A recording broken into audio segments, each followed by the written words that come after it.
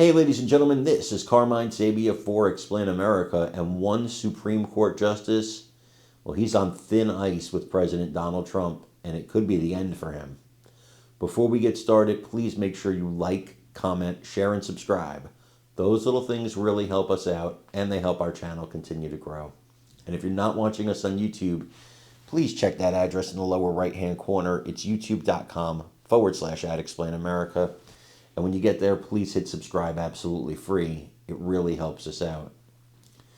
There have been a lot of disappointments for conservatives with certain Supreme Court justices siding against our interests, siding against President Donald Trump, but none have done it more frequently than Supreme Court Chief Justice John Roberts.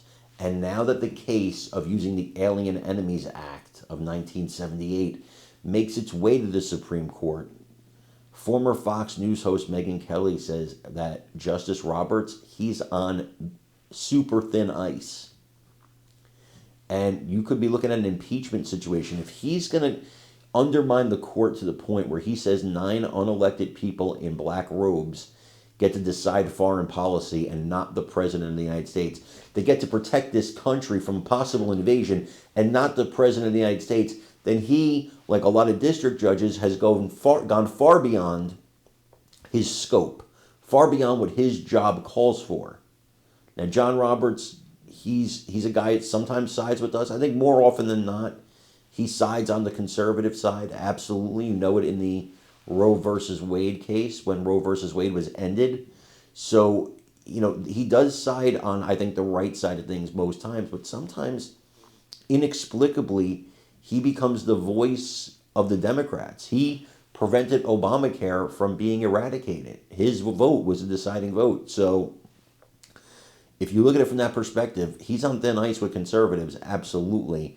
This could be the vote that makes or breaks him. I want you to listen to what Megyn Kelly had to say here, and let me know what you think in the comments. John Roberts, above all, knows if he hands down a ruling telling the commander-in-chief that the 9 men and women in black robes have the final say over what is perceived as a military threat unleashed on us by a foreign government, he's on the thinnest of possible ice. And he's so obsessed with the court, I just can't see him wanting to do it.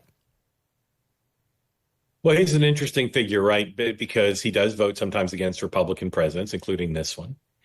He does care about the integrity of the court, the reputation of the court. The statement he put out a few days ago in reaction to the president calling for impeachment of judges whose rulings he didn't like testifies to his willingness to play in the real world and not just in the rarefied air of the high court.